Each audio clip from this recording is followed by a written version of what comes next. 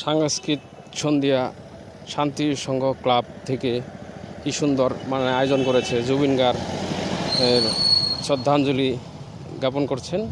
আর এই ছেলেটা দেখুন কি সুন্দর গান গাইছে। জুবিন গার্গের গান দারুণ গেয়েছে গোবিন্দ দাস। ছেলেটার নাম ধূপগুড়ি, ভালো গেয়েছে গানটা।